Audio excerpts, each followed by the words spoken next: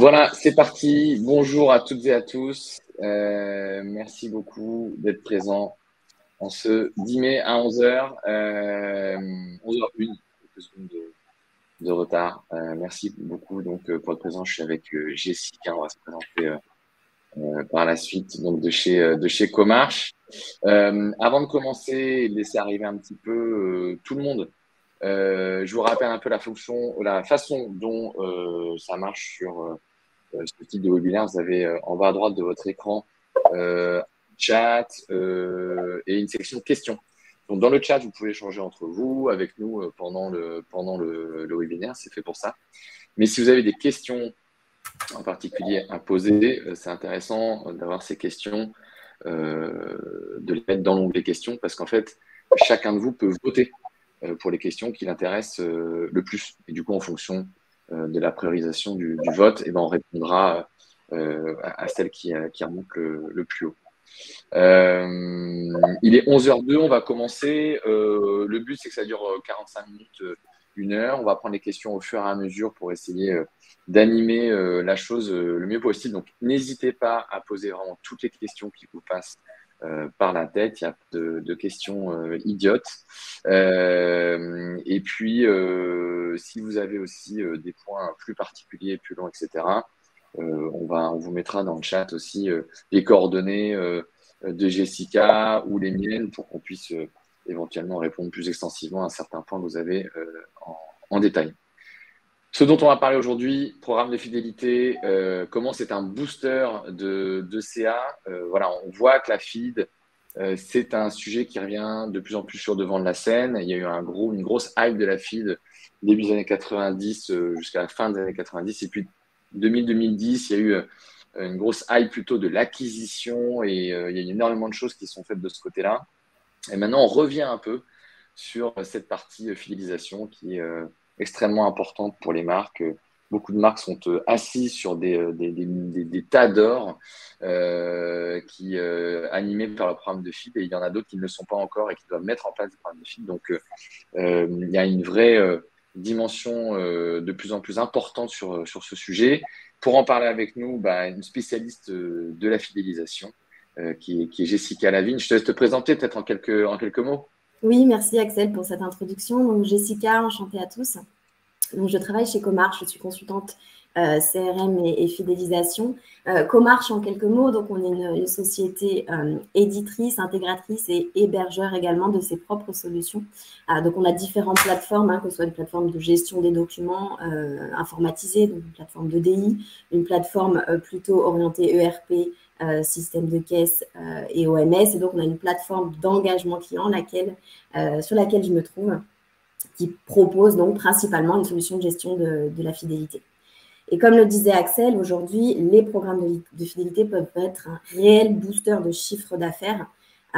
Et en fait, en partenariat avec l'IFOP, on a commandité donc cet automne, l'automne dernier, automne 2021, une étude en fait de la perception des Français vis-à-vis des programmes de fidélité. Donc l'idée, c'est de vous présenter aujourd'hui principalement les chiffres les plus intéressants de cette étude qui permettent donc d'appuyer en fait l'efficacité et aussi l'importance de la mise en place d'un programme de fidélité au sein d'une marque et d'une enseigne.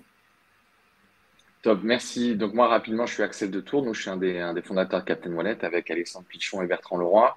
Ça fait 7-8 ans qu'on travaille sur ce canal qu'est le Wallet. Donc pour ceux et celles qui ne connaissent pas, on va en parler un peu évidemment dans cette présentation. Et l'idée, c'est effectivement avec les équipes de Comarch, puisqu'on est connecté à des dizaines et des dizaines de programmes de fidélité, de vous montrer un petit peu, appuyer sur les chiffres qui sont sortis de cette étude IFOP.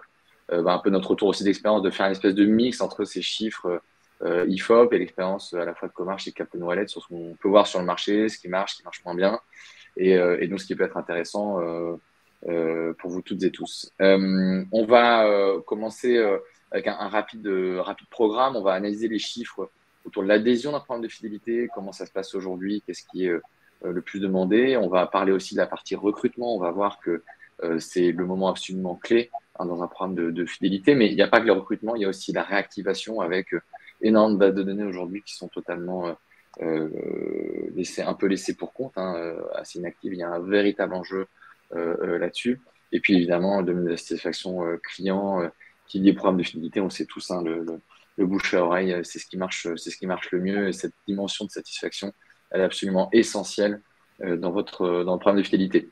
Et on va voir, hein, petit à petit dans les différentes étapes comment on fait la différence entre fidélité relationnelle, transactionnelle, et ça, Jessica va nous l'expliquer dès maintenant. En tout cas, on va commencer avec les premiers chiffres sur la partie adhésion au programme de fidélité recrutement, qui est la partie absolument essentielle. Effectivement, la première question, enfin une des premières questions d'ailleurs de cette étude qu'on a fait avec l'IFOP, ça a été est-ce que vous adhérez spontanément à un programme de fidélité à partir du moment où il est proposé? Et le sous-jacent en fait de cette question, c'est est-ce que les programmes de fidélité en fait sont toujours aussi appréciés des Français? Est-ce qu'ils y adhèrent aussi spontanément? Est-ce qu'ils les apprécient en fait toujours autant? Et la réponse est 9%. Donc c'est-à-dire 9% des Français, à partir du moment où on leur propose un programme de fidélité, ils vont adhérer en fait même au-delà de spontanément, c'est même systématiquement. La première réflexion que je me suis faite quand j'ai vu ce chiffre, c'est c'est pas beaucoup en final. 9% de ma base qui spontanément va adhérer au programme de fidélité. Et puis réflexion faite, je me suis dit ça fait un Français sur 10 qui, j'ai envie de dire sans rien faire ou presque du point de vue de la marque, va directement adhérer au programme de fidélité. Et ça fait déjà, on va dire, une base client encartable, un potentiel encartable qui est déjà assez fort à partir du moment où le client, le futur membre, va apprendre en fait l'existence du programme de fidélité. Ce qu'on a aussi pu remarquer, et là on a fait en fait une différenciation par secteur, c'est que les secteurs qui sont un peu moins essentiels et plus plaisir, donc tout ce qui va être décoration, ameublement, tout ce qui va être premium, luxe, auto, moto, on va avoir une propension à adhérer naturellement qui va encore être plus forte. Donc voilà, en fonction des secteurs, on a aussi une base de clients potentiels qui va être plus large, de base. Maintenant, comment on fait pour venir, on va dire, élargir ce potentiel d'adhésion et faire que mes membres, que mes clients adhèrent aussi de manière plus spontanée et plus nombreuse? La première chose à ne pas négliger, on s'en doute, mais c'est toujours important de venir le souligner, c'est la communication. Il faut venir communiquer sur l'existence du programme de fidélité, que ce soit directement en magasin avec les vendeurs, les conseillers, que ce soit également en fait dans le tunnel d'achat sur le site internet de la marque. Il faut mettre en avant le programme de fidélité. Et pourquoi? Parce que naturellement, en fait, 40% de ces clients vont venir aussi adhérer en plus. Donc, venir communiquer de manière efficace, en fait, juste sur l'existence du programme. On n'est pas obligé de s'étaler, j'ai envie de dire. Juste le fait de venir communiquer sur l'existence du programme, on va élargir directement, logiquement, sa base de membres encartables, de clients encartables. La deuxième chose qui est très importante à mettre en avant, enfin à développer, c'est rester simple. C'est-à-dire qu'un programme de fidélité ne doit pas être complexe à comprendre pour le client. Et complexe ne veut pas dire riche. C'est là où est la différence. Un programme de fidélité peut être riche, c'est-à-dire proposer plusieurs règles, proposer plusieurs mécaniques, plusieurs récompenses, un catalogue de récompenses, des mécaniques de burn également diversifiées. Pour autant, il doit être simple à comprendre pour le client. Et la deuxième chose aussi qui est mise en avant, c'est d'avoir une adhésion qui soit simple et ne pas perdre de temps. Je pense aussi qu'on l'a tous fait, notamment en magasin, quand on a une file de clients derrière nous ou quand on est assez pressé, on va venir refuser d'adhérer au programme de fidélité parce qu'on va remplir un formulaire, etc. Parce qu'on a peur que ça prenne du temps. Donc, c'est deux freins, en fait, importants au programme de fidélité. Et notamment quand on va parler de perte de temps ou processus d'adhésion qui est complexe et comment venir simplifier ce processus d'adhésion, c'est là qu'on peut se retourner, Axel, vers Captain Wallet. Exactement. Cette partie en fait d'adhésion, elle est essentielle, comme vient de le souligner Jessica. Je vais juste faire un rappel sur ce qu'est le wallet mobile pour ceux ou celles qui ne voient pas ce que c'est. En fait, il y a deux types de wallets mobiles. Il y a ceux qui sont ce qu'on appelle des wallets mobiles tiers, c'est-à-dire, je pense que vous connaissez les Feedme, les Life, les Stockard, etc. Et puis, il y a les wallets natifs. qui sont les wallets d'Apple, donc qui sont déjà préinstallés sur le téléphone quand vous l'achetez, ou Google Pay, qui est aussi préinstallé sur la plupart des téléphones Android. Du coup, nous, on utilise cette technologie du wallet qui est pré-embarqué, où il n'y a pas de téléchargement en fait d'application à faire pour le consommateur, donc pour les wallets natifs. Même si maintenant, Captain Wallet est en train de s'ouvrir aussi aux wallets tiers, parce qu'il y a beaucoup d'audience, il y a aussi pas mal de gens dessus. Évidemment, Apple et Google sont ceux qui ont la part du lion de ce marché des wallets, donc des sauvegardes de cartes de fidélité, des coupons, des offres, des moyens de paiement. Mais néanmoins, il y a quand même des acteurs qui sont pas négligeables. Dans les wallets, on peut aussi mettre les PayPal, les Lydia, hein, qui offrent des services financiers, mais qui offrent aussi la capacité de sauvegarder des coupons de réduction, des cartes de fidélité, etc. Donc en fait, ce que fait Captain Wallet, c'est qu'on permet aux marques qui ont un programme de fidélité, entre autres, hein, on ne fait pas que ça, mais sur la mécanique de sauvegarde de sa carte de fidélité, on permet aux marques de dématérialiser en fait leur carte de fidélité directement dans Wallet. Et pourquoi c'est intéressant? Parce qu'une fois que déjà c'est extrêmement simple pour le client, donc on est vraiment sur le sujet de la simplicité, mais c'est aussi parce qu'une fois qu'une carte est sauvegardée dans un wallet, on peut l'animer. C'est-à-dire qu'on peut changer le contenu qu'il y a dessus, on peut envoyer des push notifications, on peut faire en fait pas mal des fonctionnalités d'une application. Ça ne sera pas aussi riche que ce que peut faire une application, évidemment, mais ça fera les fondamentaux, à savoir envoyer des push, changer le contenu, pour ensuite rediriger vers l'univers de marque, en fait. Donc, c'est le premier pas dans le téléphone qui est très souvent le plus compliqué à le faire. Et dans le cas d'un programme de fidélité, c'est super important parce que, on l'a vu avec Jessica, l'élément de communication, l'élément de simplicité est absolument fondamental pour avoir vraiment de l'audience et de la traction sur son programme de fidélité. C'est là que le wallet est vraiment intéressant parce qu'il n'y a plus besoin de se connecter à son espace client, il n'y a pas besoin de télécharger une API, il n'y a pas besoin, en fait, si vous voulez, d'espèce de trouver ce login mot de passe finalement dont on se souvient jamais, alors que les informations qui sont véhiculées par la marque, quand je me suis inscrit à un programme de fidélité, c'est plutôt une dette de la part de la marque. Donc nous, on vient vraiment compléter ce que fait Comarch aujourd'hui, qui sont un peu le cerveau du programme de fidélité, avec les modèles de données et sa façon de rewarder propre à chacun des programmes de fidélité. Nous, on est vraiment on permet cette possibilité de communiquer extrêmement simplement auprès du client. Donc, si on prend des exemples, je vais prendre des exemples très concrets. Par exemple, chez Courir, avec qui on travaille, voilà, on enlève toute la friction de l'adhésion au programme de fidélité. Donc, à Jessica, on est dans la queue, il y a du monde derrière, etc. Donc, on n'a pas le temps. Il y a aussi une dimension de confidentialité parfois. On n'a pas envie de donner ces informations personnelles tout de suite. Et donc là, au lieu de le faire faire par l'équipier ou l'équipière en caisse, en fait, on déporte cette inscription sur le portable du consommateur ou de la consommatrice. Et c'est un simple formulaire, mais au lieu d'avoir ce formulaire et à la fin, on va vous envoyer un mail ou compléter votre inscription en allant sur notre site, ce qui occasionne un churn absolument énorme, eh bien, la personne pourra sauvegarder directement sa nouvelle carte qu'elle vient elle-même de créer sur son téléphone directement dans Wallet. Ce qui fait que la marque a pu planter une graine dans le téléphone du consommateur qu'elle pourra en fait réutiliser par la suite en mettant à jour le contenu de cette carte, lui envoyant des notifications, etc. Donc ça peut se faire depuis le point de vente, qui est vraiment absolument clé pour beaucoup de retailers. C'est là où il y a la plupart de leur trafic aujourd'hui, même si le Covid est passé par là et a fait beaucoup évoluer l'e-commerce. Néanmoins, sur le marché, c'est toujours 70 à 80% du chiffre d'affaires qui se fait en point de vente. C'est en point de vente où il y a le plus de trafic et c'est en point de vente où on a le plus de chances aujourd'hui d'activer des clients dans son programme de fidélité.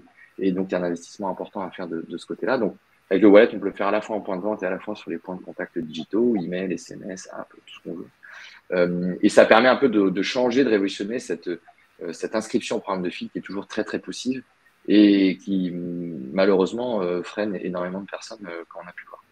Donc ça, c'est vraiment le recrutement. Et puis après, c'est sur le parcours.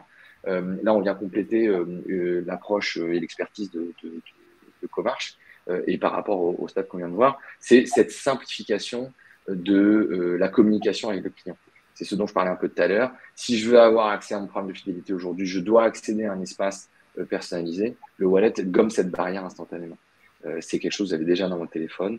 vous consultez en ouvrant votre application Wallet, ça envoie des notifications qui vous redirigent directement sur votre carte de fidélité avec toutes les infos personnalisées, hein, chaque carte est personnelle, et qui vous permet donc d'avoir un accès à vos données. Donc cette simplification, le fait d'être extrêmement direct avec son client sur les informations que la marque doit à son client, permet d'avoir une fluidité dans le programme de feed et donc des notions qu'on verra par la suite de satisfaction, de réengagement qui sont très fortes. Et in fine, l'idée derrière tout ça, c'est de pouvoir avoir un parcours avec le client où on puisse l'engager beaucoup plus simplement via son programme de fidélité. Donc, si je continue l'exemple de courir, on a vraiment la possibilité sur la carte de changer le contenu, de la faire évoluer, de pousser ses offres qui sont propres à la personne à laquelle on veut, enfin, propres à la personne que l'on veut cibler ou au segment. Et donc, les cartes ont la possibilité, c'est pas la vieille carte plastique inerte qui bouge pas, hein, c'est terminé. C'est pas non plus l'application qui est très peu téléchargée hein, pour les marques, mais en général, hein, les applications sont plus téléchargées. On passe 90% de notre temps, pour information, sur à peine 7 à 10 applications, et ce n'est jamais l'application d'un retailer. C'est toujours soit une marketplace, soit les applis d'Apple ou de Google, hein, les réseaux sociaux, où ça va être météo ou plan. Donc, le wallet, il est là justement pour dire aux marques, tu peux aussi avoir un impact sur le téléphone, tu peux engager tes clients sur leur smartphone, qui est l'endroit où ils passent le plus clair de leur temps, et notamment avec ces cartes dynamiques qui peuvent véhiculer des informations de base, des fondamentaux, si vous voulez, qu'un client doit recevoir de la part d'une marque. Et donc, les slides que je vous passe, c'est des exemples de cette carte courir, hein, c'est toujours la même, qui évolue au fur et à mesure du plan d'action commerciale de la marque ou du programme de fidélité, en fonction de ce que la marque veut pousser à son client.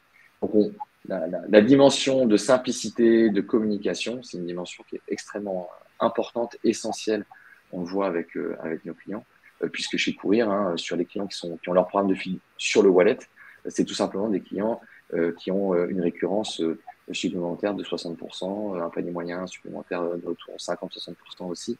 Donc, il y a un vrai impact sur cet élément de communication simple, si je résume les deux notions, qui est absolument central. Le recrutement et la réactivation, deuxième sujet absolument essentiel aussi. Où Jessica, tu as pas mal de chiffres qui sont intéressants.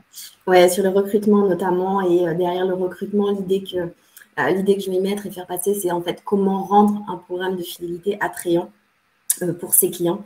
Parce que logiquement, si on a un programme de fidélité attrayant, derrière, on va recruter plus facilement. Et justement, si on parle de programme de fidélité attrayant, on parle également de qu'est-ce qu'attendent les Français en termes de programme de fidélité. Qu'est-ce qu'ils veulent voir? Quelle est l'image qu'ils ont en fait des programmes de fidélité? La réponse, elle est surprenante sans être surprenante, c'est-à-dire qu'en tant que spécialiste de la fidélisation, on a en tête des programmes de fidélité qui peuvent être assez avancés, assez poussés, notamment avec cette fidélité relationnelle.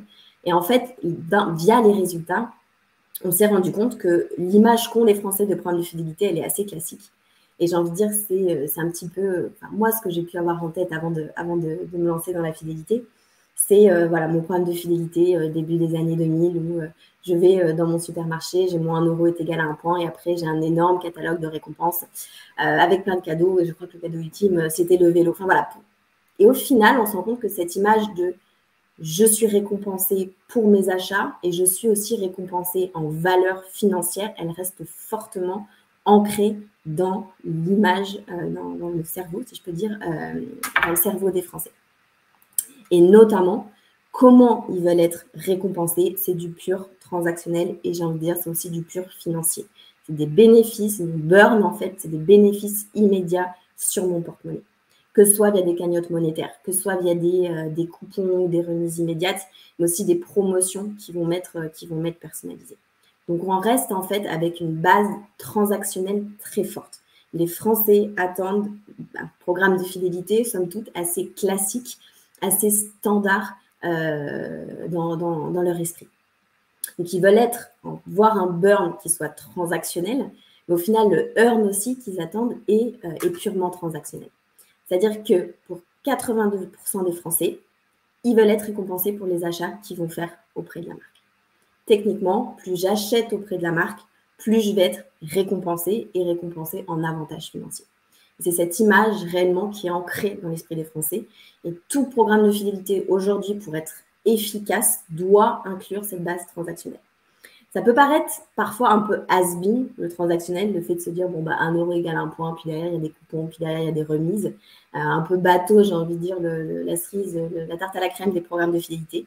Mais en fait, c'est ce qu'il faut mettre en place. Il faut vraiment avoir une forte base transactionnelle dans son programme de fidélité, très solide, pour venir vraiment, j'ai envie de dire, coller à l'image qu'ont les Français des programmes de fidélité. Et si je peux me permettre là-dessus, Jessica, nous on voit aussi, donc on travaille avec près de 200 marques, 200 grandes marques, et ça a été très intéressant de voir toutes ces dernières années beaucoup de marques qui, alors il y en a parce que c'est un positionnement aussi plutôt luxe, etc., qui ne sont pas pour qui le transactionnel ne correspond pas à leur image de marque. On a aussi vu beaucoup de marques qui voulaient se débarrasser de cette partie transactionnelle en parlant d'un programme relationnel, ou enfin on entend plein de mots. Mais en fait, on a l'impression qu'ils voulaient tous éviter le mot fidélité parce que même le mot fidélité était un peu péjoratif parce que ça faisait référence à la transaction 1 euro égale 1 point, un peu la fidélité à la papa. Mais fondamentalement, c'est très intéressant de voir ça parce que ce que nous, on a vu sur le marché, c'est voilà, ce côté où ça sentait un petit peu le has-been, le côté transac, etc. Alors qu'en fait, de façon très très claire sur toutes les marques avec lesquelles on travaille. Et encore une fois, je mets de côté des marques qui sont plutôt positionnées luxe, qui veulent éviter la partie transac, etc. Mais sur toutes les autres marques, le transactionnel, ça marche extrêmement bien et ça fait une base extrêmement solide et extrêmement récurrente en fait de clients. Et c'est intéressant de voir qu'il y a une étude statistique, une vraie, parce que bon, même si nous, beaucoup de gens, on peut pas, c'est pas une étude statistique, c'est plus un feeling. De voir que ça confirme en fait cette tendance-là, quoi. Totalement. Et c'est ce que j'adore dans cette étude, c'est que ça vient vraiment conforter avec des chiffres tout ce que nous, on a déjà pu dire à nos clients. C'est pour ça que je n'hésite pas non plus à mettre ces chiffres en avant auprès de mes clients. Et ce que j'imagine aussi, et notamment certains exemples, je ne vais pas citer les marques, qu'on a pu voir à l'étranger, de marques justement qui ont poussé un programme entièrement relationnel et d'engagement sans mettre en avant cette partie transactionnelle qui existait mais qui était très minime et qui n'était pas du tout mise en avant. Voilà, on peut avoir des résultats mitigés sur le programme de fidélité. Donc, je pense que les Français, au final, on va le voir dans les chiffres après, sont pas encore, ont encore besoin d'être éduqués dans ce que peut être un programme de fidélité et aller vers du relationnel et de l'engagement, leur expliquer aussi ce que ça peut être un programme de fidélité et que c'est pas seulement du transactionnel. Mais pour le moment, vu les chiffres qu'on a ici, on ne peut pas se passer en fait de cette base transactionnelle. Après, bien sûr, il y a des variations selon les secteurs, mais j'ai en tête l'exemple d'une marque, d'un groupe de luxe, qui a su notamment lier le transactionnel et le relationnel. Et récompenser via le transactionnel quand on est dans une marque de luxe, ce n'est pas nécessairement via des cagnottes, ça peut être des récompenses exclusives, des bénéfices, des services, ou même tout ce qui va être notion de souscription et d'abonnement premium. VIP, c'est quelque chose aussi. On a une autre étude qui est en parallèle, qui devrait sortir dans les jours qui viennent, plutôt positionner cette fois-ci quelle est la vision de l'évolution des programmes de fidélité, mais d'un point de vue professionnel, donc j'ai envie de dire de notre point de vue et de votre point de vue, vous les marques. Et ce qu'on voit vraiment, c'est toutes ces notions de souscription premium VIP, c'est quelque chose qui va aussi booster et boomer dans les années à venir. Donc voilà. Je crois voir de quelle marque tu parles, il me semble. Ah, on en discutera après. On verra. On bosse déjà dessus ensemble. À voir. Mais exactement d'ailleurs. Mais voilà, donc ce que je veux dire, c'est que même si on reste dans des secteurs qui sont moins propices, j'ai envie de dire, au programme de fidélité, on peut faire énormément de choses. Et je vous donne un autre exemple dans 2 secondes, juste après ma prochaine slide, d'un secteur qui a su en tirer profit. Donc voilà, bien garder à l'esprit que cette base transactionnelle, elle doit perdurer. Et je suis contente qu'Axel aussi le souligne. Maintenant, cette base transactionnelle, vous en doutez bien, ce n'est pas suffisant. Et pourquoi pas suffisant? Et là, je pense que le prochain chiffre, pour moi, c'est le chiffre le plus important de l'étude. En fait, quand les clients décident de ne pas adhérer à un programme de fidélité, qui refusent l'adhésion, pour 61% d'entre eux, c'est parce qu'ils estiment ne pas réaliser suffisamment d'achats auprès de la marque. Et là, j'espère que vous avez tous en tête un exemple propre et personnel qui vous vient. On est en magasin, on adore cette marque pour autant, on est à la caisse. Mais voilà, je visite cette marque une fois par an où je fais très peu d'achats. soit parce que le magasin est loin, soit parce que c'est cher pour moi, au niveau de mon budget. Voilà, il peut y avoir 10 000 raisons. Mais je vais refuser d'adhérer au programme de fidélité parce que non, je ne fais pas assez d'achats auprès de la marque. Et en fait, en gardant un programme qui est uniquement transactionnel, fatalement, j'ai envie de dire, vous allez vous couper de ces 61%, qui potentiellement, en fait, sont beaucoup plus engagés auprès de vous, auprès de votre marque, auprès de votre enseigne, qu'une personne qui dépense beaucoup parce que, voilà, l'exemple classique, c'est un foyer de 5 personnes versus un foyer de 1 personne. Les dépenses et donc les récompenses transactionnelles qu'ils vont avoir sont totalement disproportionnées. Pour autant, le foyer de 1 personne peut avoir beaucoup plus d'engagement avec la marque, même s'il n'achète qu'une fois par. Et je ne vais pas vous faire la leçon du marketing, mais on est bien conscient qu'un client, à partir du moment où il est encarté, il va recevoir des communications, des newsletters, etc. etc. Et l'attachement aussi à la marque va s'amplifier. Donc, c'est crucial pour moi, c'est 61%. C'est vraiment, je me répète, mais le chiffre le plus important pour moi de l'étude. Il ne faut pas venir se couper de ces 61%.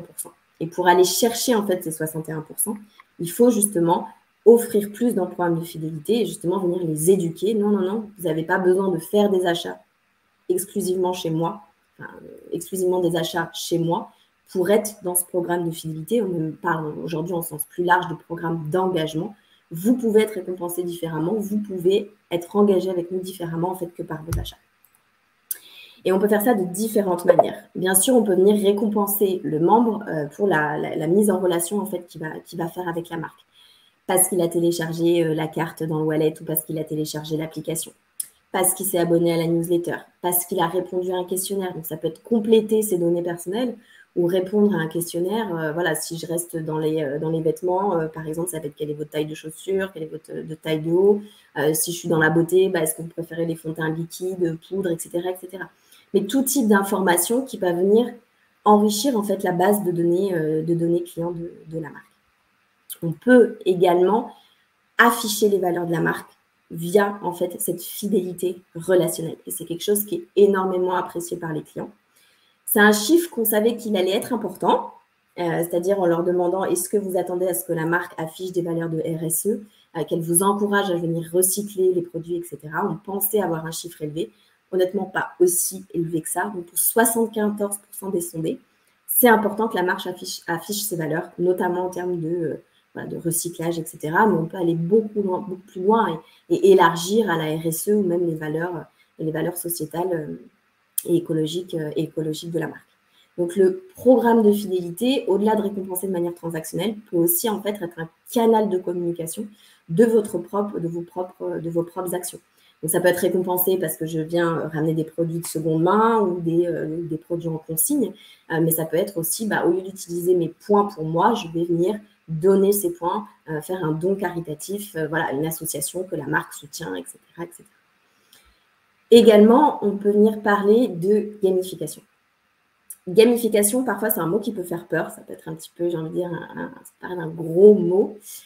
Au final, des petites techniques de gamification très simples peuvent avoir des effets assez incroyables. Donc, que ce soit les badges, que ce soit des loteries. Quand je pense à la marque de luxe de tout à l'heure, eux ont mis en place des loteries. Pourtant, c'est le luxe, mais c'est des loteries pour venir accéder à des récompenses, à des cadeaux exclusifs auprès de la marque. Ça peut être des classements, etc. Et je vous parlais tout à l'heure notamment d'une marque c'est d'une banque en fait. On est dans le secteur bancaire, on est en Afrique du Sud, donc c'est un client Comarch, qui a voulu à un moment justement élargir sa base de clients et élargir sa base de prospects. Maintenant, le secteur bancaire, je pense qu'on s'entend tous là-dessus, ce n'est pas un secteur qui est vraiment propice au programme de fidélité. Je suis par défaut, fatalement, même si je ne le veux pas, fidèle à ma banque parce que tous les mois, je paie des frais et j'utilise ma carte, etc., etc. Donc, l'idée de cette banque en Afrique du Sud, c'est de dire comment je peux venir élargir cette base de prospects, en fait, à venir toucher mes prospects au-delà, en fait, de la base de clients que j'ai qui sont avec moi, j'ai envie de dire, par défaut et tout le temps. Et ils ont mis en place, donc, un programme de fidélité à destination des prospects. Donc, pour participer à ce programme, j'ai juste à m'inscrire et je vais pouvoir notamment répondre à des questionnaires, enrichir ma connaissance sur les produits de la banque, etc., etc. Et plus je suis actif en fait avec le programme, ce programme d'engagement, plus je vais gagner des points que je vais pouvoir utiliser dans un catalogue de récompenses. Par exemple, je vais gagner des points si j'ai appris sur les produits d'assurance de la banque, je vais gagner des points en répondant à un quiz correctement. Parce que j'ai pris rendez-vous avec un conseiller, je vais gagner des points, etc., etc. Donc, c'est aussi comment, via le programme de fidélité, mes prospects peuvent apprendre sur ma banque, peuvent apprendre sur mes produits et derrière, bien sûr, transformer ces prospects en membres de leur banque, en clients, du coup, de leur banque. Donc, c'est pour ça que même avec des secteurs qui ne sont pas vraiment disposés, en fait, à la base, à la fidélité et à l'engagement, si on se tourne vers cette fidélité relationnelle, on peut vraiment démultiplier, en fait, tout le potentiel de la fidélité et notamment aller chercher ces 61%, de clients. Il y a quelques questions, Jessica, pardon, je t'interromps, mais qui tombent un petit peu. Il y a Arnaud qui nous demande, lorsqu'on parle de récompense, est-ce que tu as des exemples concrets qui fonctionnent chez vos clients, chez des clients? Alors, j'ai envie de dire, il y a deux types de récompenses. Enfin, il y a plusieurs typologies de récompenses. On a la classique des programmes de fidélité, donc tout ce qui est récompense dans le catalogue, avec des coupons pour la marque, des cadeaux de la marque, etc. Voilà tout ce qu'on connaît. Maintenant, on a quelque chose aujourd'hui qui se développe de plus en plus, et on l'a vu, donc la prochaine étude qui arrive, plutôt orientée professionnelle. Ce qui va se développer dans le futur, c'est tout ce qui est récompense expérientielle. Donc une invitation exclusive à un événement, des frais de port offerts, voilà, une expérience un peu plus VIP en fait, beaucoup plus expérientielle que transactionnelle dans les récompenses. Maintenant, il y a autre chose aussi qui, je pense, va se développer, mais sur le beaucoup plus long terme, c'est toutes ces notions de partenariat. C'est quelque chose qui n'existe pas réellement en France encore aujourd'hui, qui est plus développé à l'étranger. Donc avec Comarch, on gère notamment en Amérique latine Livelo et Puntos Colombia, donc Livelo au Brésil, Puntos Colombia en Colombie. On a également un autre client au Japon et en Europe, donc c'est pas géré par Comarch, mais notamment Nectar et Payback, qui sont les deux en fait programmes de coalition. Donc derrière cette notion de partenariat, je mets la notion en fait de programme de coalition. Et en fait, c'est vraiment des programmes de fidélité, j'ai envie de dire des giga programmes de fidélité à l'échelle de plusieurs marques qui ne sont pas spécialement en fait dans le même groupe. Et pour moi, toute cette notion de récompense, donc voilà, je vais à mon restaurant X, je gagne des points. Et derrière, en fait, sur ma balance de points totale, je vais pouvoir les utiliser dans tel magasin de vêtements, etc., etc. Ouais, ça c'est une notion qui existe beaucoup, qui existe peu en Europe en fait, où tous les programmes de fidélité sont très propres à une marque.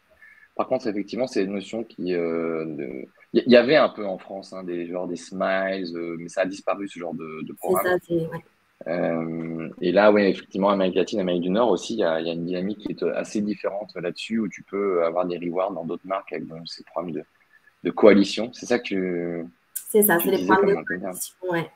Et je pense que on va y venir dans le lointain, mais on devrait y venir. Et est-ce que tu as une question de Emma aussi, comment la notion de générosité en fait, comment travaille-t-on la générosité pour faire justement du programme de fidélité un booster de CA? Alors pour moi, il y a différentes notions derrière générosité. Il y a tout d'abord cette fidélité transactionnelle, qui là, j'ai envie de dire, est fortement à calculer, puisqu'on va parler d'argent, on va parler de points qui vont se transformer en argent. Je pense que cette notion-là, elle est largement maîtrisée par les marques aujourd'hui, vu l'expérience qu'elles peuvent avoir sur cette fidélité transactionnelle. Donc, je ne reviendrai pas là-dessus, c'est aussi propre à chaque marque. Je trouve ce qui est très intéressant, notamment, c'est d'aborder plus cette générosité relationnelle et engagement. Et là, je vais par exemple reparler de cette notion de badge et avec la gamification.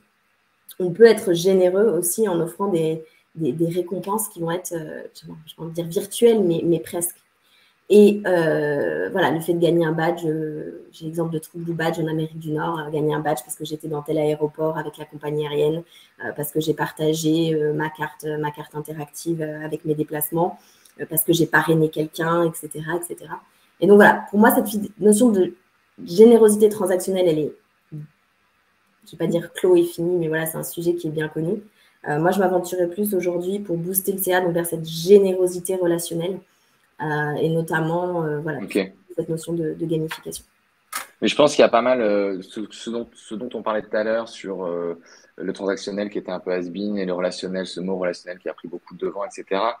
Il y a eu vraiment une discrimination transactionnelle au profit du relationnel, et alors qu'en fait, c'est les deux qu'il faut faire. En fait, c'est tu peux tout à fait avoir une base transactionnelle et une surcouche relationnelle, comme tu montrais là dans les différents exemples de stats que tu me montrais. Et il y a une séparation trop nette qui a été faite sur le marché par beaucoup de marques. Alors qu'en fait, c'est un combo des deux qui est plutôt qui est assez gagnant et qui, d'un point de vue, on va dire, purement modèle financier pour la marque, n'est pas forcément plus désavantageux, hein. Au contraire, il Totalement. y a un équilibre à trouver entre les deux où on peut tout à fait mixer du transac et du relationnel et du coup avoir un programme qui est très équilibré, qui marche sur deux jambes et qui permet d'être performant. Petite dernière question là pour après je fais le timekeeper, il est 36 déjà, mais j'ai une question de Lou qui est pour toi quels sont les indicateurs clés à suivre dans un programme de fidélité? Est-ce qu'il y en a vraiment, c'est toujours les mêmes ou ça varie beaucoup d'une marque à l'autre? De manière générale, ça reste les mêmes. Le premier, ça va être l'adhésion, en fait, le taux de recrutement. Ensuite, ça va être le NPS, le Net Promoter Score. Le taux de churn, pour moi aussi, est fortement à analyser. En fait, je pense que pour moi, ici, la problématique, elle n'est pas tant sur quels sont les indicateurs clés à suivre, parce qu'au final, c'est des indicateurs qui sont assez classiques, mais comment les suivre au mieux, en fait. Pour moi, c'est la problématique de la plupart Ouais, des marques. Et aujourd'hui, notamment, on va plus se tourner, donc ce que Comarch propose aussi également, en parallèle, c'est tout ce qui va être intelligence artificielle pardon, machine learning, qui va permettre d'anticiper les churns, voilà, quelle est la next best offer, de l'auto-segmentation, tout ce genre de choses qui va permettre justement de suivre et, j'ai envie de dire, d'acter sur ces indicateurs clés. Pour moi, c'est le principal défi des marques aujourd'hui face au KPI. ok. Euh, il y avait un dernier point sur cette partie, Oui, effectivement. je pense. Ouais. Après, on repassera une question sur Wallet, on repassera dessus par la suite. Oui, Je te laisse clôturer. quand tu vas reprendre. Effectivement, je vais terminer par une forte distinction qu'on a eue, une scission, je peux même dire, dans l'étude qu'on a fait avec l'IFOP, c'est en termes d'âge et de génération. À chaque fois qu'on a eu des questions sur que ce soit la gamification, que ce soit la fidélité relationnelle, etc., on a vraiment une séparation forte qui va se faire entre les moins de 49 et les plus de 50. C'est-à-dire que les moins de 49, tous les chiffres que je vous ai montrés avant, ils explosent en fait. Ils sont demandeurs de plus, ils sont prêts à plus. Il y a peut-être bien sûr une communication, une éducation à faire auprès d'eux, mais ils sont clairement demandeurs de plus en termes de programme de fidélité. Au contraire des plus de 50, qui, voilà, eux sont un peu plus dans le transactionnel, etc., etc. Je pense aussi que c'est intéressant de faire la distinction, notamment si au niveau de la marque, voilà, on s'adresse aux plus jeunes ou Ouais. aux plus de 50 ans. Et voilà, donc on a vu comment créer un programme de fidélité attrayant, quelles sont les règles, je ne vais pas dire les règles, mais les conseils principaux à suivre pour avoir un programme de fidélité qui est attrayant. Et en fait, donc derrière, venir recruter et augmenter sa base de clients, notamment parmi ces 61%. Mais on le sait tous, en termes de règles de marketing, c'est aussi parfois plus facile de venir réactiver en fait les clients dormants que de venir recruter de nouveaux clients. Et je te laisserai reprendre, Axel, là-dessus. Oui, il y a cette partie recrutement qu'on vient de voir et dont on avait un peu parlé aussi dans la section précédente, mais il y a aussi ce pourquoi nous, on se bat pas mal en complément de ce que peut faire Comarch et de la partie recrutement, mais sur la réactivation des bases de données. En fait, très concrètement, aujourd'hui, quand vous avez une base de données euh, qui nous est présentée par un client, on se rend compte qu'il y a au moins 50% qui est soit inactive, soit pas qualifiée, pas vraiment segmentée. Et après, il y a 50 autres pourcents sur lesquels il faut retirer, enfin, en tout cas, il faut retenir que les opt-in mail ou les opt-in SMS. Donc, ce qui fait que il y a toute une partie de la base de données, très souvent chez les entreprises, sur lesquels il y a beaucoup d'actions qui peuvent être faites.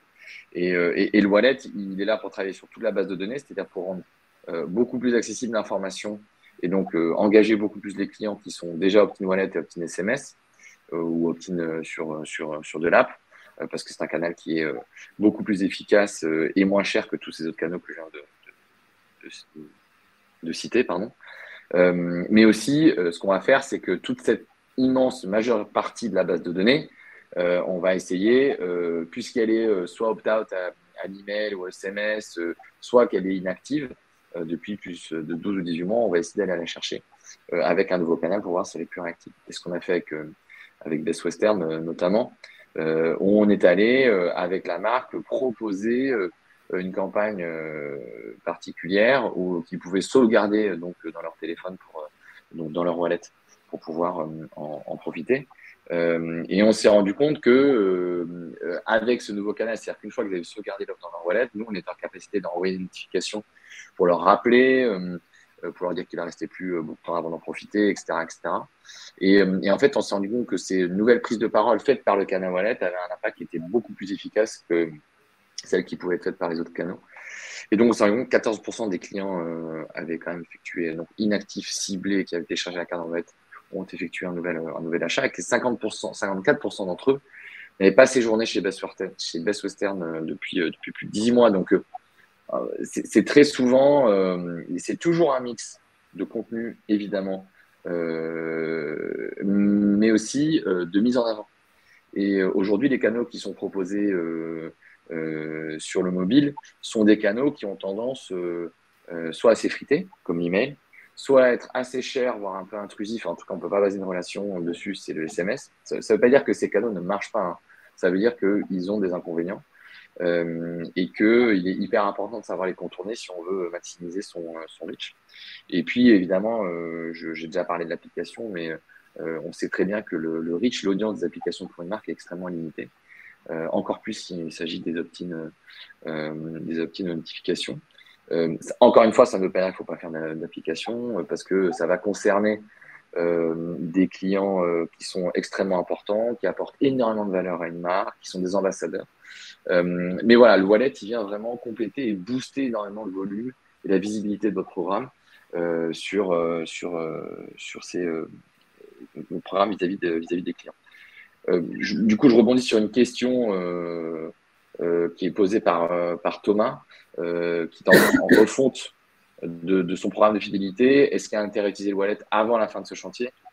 Alors, c'est une question qu'on nous pose souvent. Évidemment, oui, c'est vraiment hyper important d'essayer de mettre en place le plus rapidement le wallet parce que, en fait, ça permet de tous les jours d'avoir du volume qui monte, d'avoir une audience qui se crée en fait sur ce canal-là. Et le jour où vous changez de programme de fidélité ou la refonte est faite, il n'y a plus qu'à faire cette bascule sur une audience qui existe déjà. On ne part pas de zéro au moment où vous refaites votre programme de fidélité. Du coup, ce qui est hyper intéressant, c'est que c'est une audience qui est tout de suite activable. Et comme c'est une audience qui est extrêmement réactive, les chiffres, in fine, hein, parce que in fine, c'est un canal qui est hyper efficace d'un point de vue récurrence, d'un point de vue augmentation du panier moyen, les chiffres ont tout de suite un impact. Et du coup, pourquoi le wallet permet de réactiver les clients inactifs versus un autre canal? Est-ce qu'il y a une raison particulière? Oui, la raison particulière, c'est que on se trouve sur le mobile. Hein, 70% du trafic aujourd'hui chez toutes les marques se passe sur le mobile, que ce soit sur le site web, que ce soit en lecture de mail. Donc, il faut être sur le mobile. Et la touche particulière du wallet, c'est qu'on peut notifier de façon régulière et par petites touches, sans évidemment appliquer une surpression. Donc, on est là énormément pour conseiller aussi nos clients. Et cette petite touche régulière de communication sur une offre, un reward disponible, etc., c'est ça qui permet de rester à l'esprit du consommateur de façon extrêmement simple, pas invasive, déjà installé sur le téléphone, premium parce qu'il y a une image, des liens, etc., et qui permet donc de dérouler sa mécanique beaucoup mieux. Oui, donc par rapport aux autres canaux, on a fait beaucoup de tests et ce multi-touch, en fait, si je dois faire du mauvais franglais de marketing, c'est ça qui permet d'avancer. Je complète juste mon petit exemple, par exemple similaire chez Jennifer, où on est pareil allé chercher les inactifs avec le wallet. Et on se rend compte qu'un inactif walletisé, donc feu inactif, mais qui était inactif au moment où il a été walletisé, est 4 fois plus nombreux à racheter que les inactifs non walletisés. Les inactifs commencent à racheter au bout d'un certain temps, mais c'est très lent, c'est très rare, c'est très espacé. Avec le wallet, c'est du x4. C'est aussi 2,5 fois plus nombreux à effectuer un achat que les inactifs non walletisés. Et puis, c'est 2,5 fois plus aussi en termes de panier par rapport à un client inactif qui est non walletisé. Donc, il y a vraiment une prime au walletisé dans le sens où on se retrouve avec un canal hyper simple qui rejoint le point du début, comment je véhicule tout ce que j'ai construit sur ma fidélité de façon hyper simple et visible et efficace pour mon consommateur. Je ne sais pas si Jessica, tu as des points complémentaires par rapport à ça, ou si tu as vu des questions pendant que je parlais qui méritaient d'être traitées. J'avais vu la question, mais tu y as répondu. Ok. Il y a 2 nouvelles questions qui, pour moi, se relient sur les programmes de fidélité avec des niveaux statutaires ou des abonnements. Et pour moi, les deux points se relient. Donc, la question d'Anthony et la question de Thomas. Et derrière, c'est qu'est-ce qui fonctionne le mieux. De mon point de vue, et c'est très subjectif, mettre en place dans un programme de fidélité une notion un petit peu de premium ou de challenge, c'est-à-dire il faut que j'accomplisse telle ou telle tâche pour accéder au niveau statutaire suivant et je vais avoir des bénéfices qui vont être exclusifs pour moi, ou le fait de se dire je veux être premium, je veux payer pour ça, donc avoir un abonnement, avoir une souscription. L'exemple le plus parlant, ça va être Amazon Prime, et j'accède à des services qui me sont exclusifs. Je pense que c'est presque, ça va dans je ne vais pas dire dans la gamification, mais ça soulève en fait chez le membre une envie de plus. Qu'est-ce que je peux faire pour avoir plus auprès de la marque qu'on n'aurait pas en fait sans niveau statutaire. Donc cette notion de progression, qu'est-ce que je peux faire pour avoir des bénéfices exclusifs VIP premium, je pense que c'est quelque chose qui peut être intéressant. Encore une fois, ça dépend de la marque et du secteur. Mais je pense que c'est quelque chose qui est très intéressant et qui peut amener en fait beaucoup dans un programme de fidélité. Pour répondre à cette question-là. Top. Il est 48. Il faut qu'on avance sur la partie satisfaction client qui est plus rapide et une rapide conclusion. N'hésitez pas si vous avez des questions complémentaires, évidemment. Mais cet aspect satisfaction client, c'est un sujet important du sondage, notamment. Oui, et en fait, voilà, on l'imagine bien, mais encore une fois, ça permet de mettre des chiffres dessus. Un client ou un prospect qui derrière va être encarté, va devenir un membre, va avoir de l'interaction avec la marque parce qu'on le félicite, on le récompense pour s'être abonné à la newsletter, etc. Donc, on a de plus en plus de contact en fait avec la marque. Derrière, clairement, on va se sentir plus engagé avec la marque. Ils vont plus en parler autour d'eux. Ils vont se sentir plus fidèles. Ils vont être aussi, et là, je pense que c'est très important aujourd'hui dans la situation actuelle, ils vont être aussi plus enclins en fait à se déplacer en magasin. Donc, on va dire, tout intérêt à mettre en place un programme de fidélité qui soit attrayant. Également, pour venir compléter, je voulais vous présenter quelques chiffres donc de Auchan Retail, donc client Comarch. On a implanté donc le programme de fidélité dans différents pays où Auchan est présent. Pour moi, ce qui est important et ce qui est clé ici, c'est que de manière générale, les programmes de fidélité existent auprès des marques depuis, vous avez le programme de fidélité depuis 10, 15, 20 ans. Il y a peut-être eu des refontes entre-temps, mais en fait, la plupart des marques n'ont plus en fait de rapport aux chiffres sans programme de fidélité. Elles n'ont plus cette notion de qu'est-ce qui se passerait si je n'avais pas de programme de fidélité. Et ce qui est intéressant dans le cas d'Auchan, en fait, c'est qu'on a, pour certains pays, implémenté un programme de fidélité là où il n'en existait pas. Et dans ces pays-là, on s'est rendu compte que le NPS, donc le Net Promoter Score, était encore plus important, enfin l'évolution de ce NPS était encore plus important que dans les pays où un programme de fidélité était déjà en place. Donc aussi pour motiver, on va dire, le fait de conserver ce programme de fidélité tout en le faisant, bien sûr, évoluer en fonction des tendances. Nous, on a pris là, pour illustrer ça, un petit exemple aussi sur la satisfaction client. Dans un secteur qu'on a abordé il y a 1 an et demi, 2 ans avec Captain Wallet, où on est très axé sur le retail, hein, de manière générale, que ce soit dans la mode, la restauration, le bricolage. Enfin, on travaille vraiment avec plein de marques différentes. Et puis, depuis 1 an et demi, 2 ans, on travaille beaucoup avec les mutuelles. C'est tout bête, hein, en fait, c'est la dématérialisation de la carte de tiers payant. C'est cette fameuse carte là qu'on a tous, enfin plutôt qu'on n'a jamais quand il faut, puisqu'on doit la changer tous les ans, on l'envoie par papier, donc on a soit le petit truc plastique, soit le petit truc en papier. La mutuelle, elle doit tout remettre à jour, envoyer à tout le monde. Enfin, c'est des frais monstrueux. D'un point de vue purement écologique, c'est un peu aberrant. Donc, du coup, on est allé un peu sur ce marché pour aller dématérialiser la carte de tiers payant, ce qui fait que donc maintenant il y a plusieurs mutuelles d'assurance qui dématérialisent ces supports. Et de la même manière que pour un programme de fidélité, là, le use case est totalement évident. Je dématérialise ma carte de fidélité plastique ou papier, et on le fait. Donc on fait pas que des programmes de fidélité, on fait aussi beaucoup d'autres mécaniques, hein. Vous avez compris, l'idée c'est d'être sur le téléphone de la façon la plus simple possible, pour que ça soit un outil, un canal CRM hyper simple. Là, dans le domaine des mutuelles, voilà, on a activé, enfin, walletisé, entre guillemets, 25% des adhérents en 6 mois, ce qui est beaucoup. Et on est allé vraiment chercher le questionnaire satisfaction. Il y a 9 assurés sur 10 qui recommandent ces services, et je pense que l'un nourrit l'autre, en fait.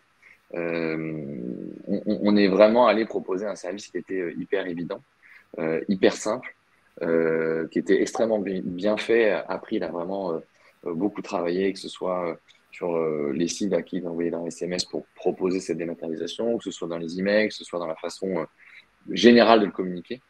Et cette dimension de satisfaction client, bah, elle a aidé. Bon, c'était 25% en 6 mois, et maintenant je crois qu'on a 40 ou 50% de la base de données qui est sur Wallet, et ce qui fait donc autant d'économies côté April en termes de papier, plastique, etc.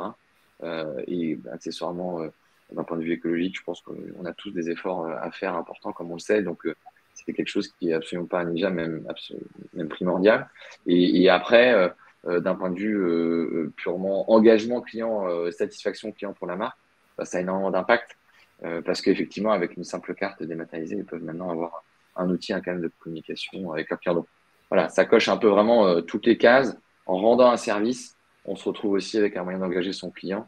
Alors, c'est pas de la feed directement, mais c'était pour reprendre le point de satisfaction client, qui est vraiment absolument central dans le déroulé d'un programme de fidélité. Très rapidement, une rapide conclusion, Jessica, on va essayer d'aller vite pour que ton aille déjeuner. C'est l'heure de déjeuner là. Les ventres gargouillent, je les entends d'ici. Oui, donc je vais reprendre ce que j'ai dit tout à l'heure. Pour moi, un programme de fidélité, il doit être simple à comprendre. Ça ne veut pas dire qu'il ne doit pas être riche. Et il doit avoir, vous l'avez bien compris également, hein, une base transactionnelle forte pour répondre aux attentes des Français. Mais derrière, avoir donc cette surcouche vraiment relationnelle pour venir élargir en fait sa base de prospects et donc recruter de nouveaux membres.